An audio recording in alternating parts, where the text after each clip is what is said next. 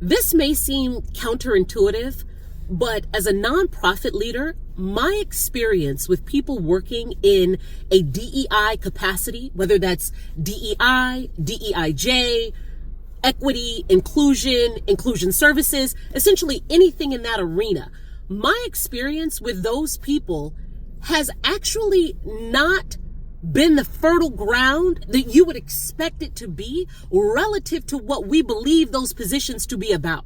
So let me give you some context.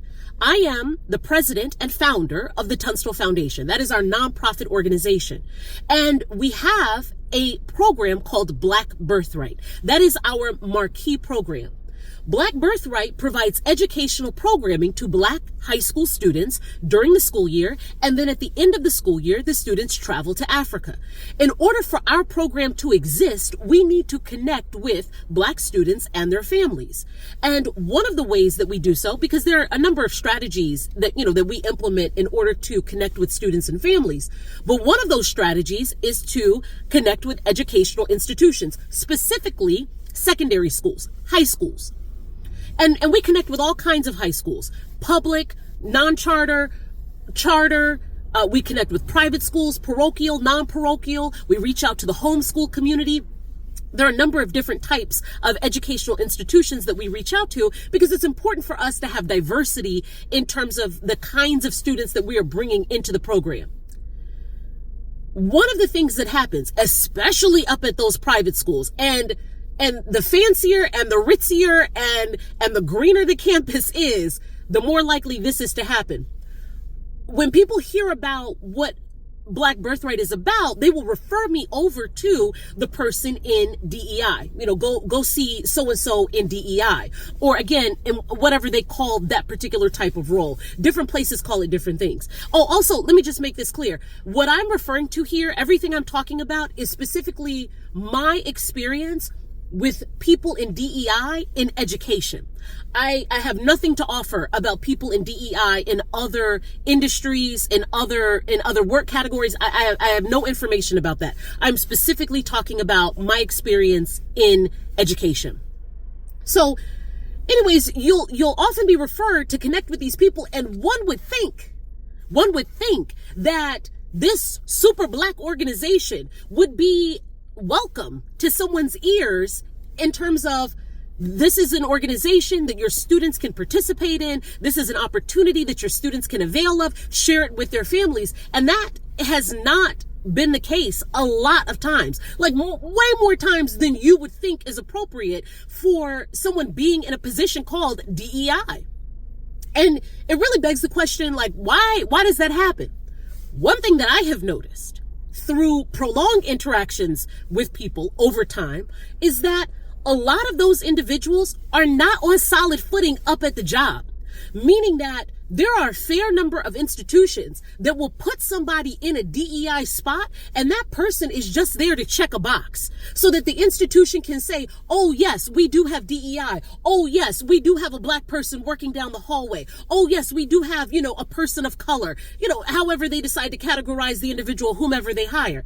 But it is a way for the institution just to have somebody in place, but that person doesn't actually have the footing and the power in order to facilitate the kinds of things that you would think would be facilitated by that position. And as a result of that, they're doing a lot of tiptoeing up on those plantations. They're tiptoeing up on those plantations. So when I come in and I tell people about how we are Black owned, Black created, Black operated, I'm Black, I lead the organization. My brother is Black, he leads the organization. Our chaperones are Black, our board is Black, the students we serve are Black, their families are Black. We teach Black history, we teach African diaspora history, culture, psychology, philosophy, and economics. We take Black children to Black countries to visit Black people in Black lands to learn about Black stuff. Like, when I get up there and I start rapping with people about what we do, there's a part of it that I think is an affront to the senses. Like, no, you can't bring all that over here. All that's not gonna work over here because, as the DEI person, I'm tiptoeing around here, and what you're suggesting is a bit too much. It's a bit too much for what we've got going on over here. And so, again, it seems counterintuitive, but there have been times where we will encounter white folks who learn about our programming and will be a champion of sharing the program up at the school, but the black person in that DEI position is not comfortable. And I don't know that it's because they don't believe in the work that we're doing. I believe it has a lot to do with what I just mentioned, that they don't feel comfortable in having the footing, in having like the power to know that I can make these kinds of recommendations. I can suggest this kind of programming. I can articulate to the administration that this is what our black children need. So without that footing and without that power, then you have someone who's in a position to just say, oh, this is nice to hear. And then you never hear from anyone again. Or another example is I went up to a college. So actually, I'm shifting a little bit from the high school example. I went up to a college and I was sharing our African print graduation sashes with somebody who works. And I am not going to say this person's name, and I am not going to say the school that this individual works for. I'm actually going to do my best to not even gender this person. The person said to me, "Is there a way for you to make the African print graduation sashes less African?" And I said, really? Really? Really? Tell me more. Tell me more. Tell me what your needs are around the sashes for students of the African diaspora having a product designed to celebrate their heritage and thank their ancestors who came before them being less African. Help me help you, sir or madam. Help me help you. But yeah, but this is an example of what I'm talking about. So this is just a concrete example of what I'm talking about, and I could give a number of examples.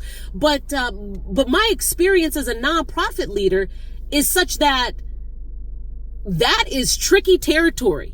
People will refer me over to someone in DEI, and I'll tell you, a lot of times I'm rolling my eyes. I'm like, oh Lord, here we go. Who's over here? Now, I will tell you this. There is an exception to that, where I have seen people in those positions wrap their arms around our work. It is when the institution they work for also has a real commitment to DEI, an actual legitimate, in practice, in word, in deed commitment to DEI, such that the individual that they've put in that post is actually executing the desires of the institution and not just, again, tiptoeing around the plantation, trying not to be seen and heard. I mean, it's just something I've observed based on my experience.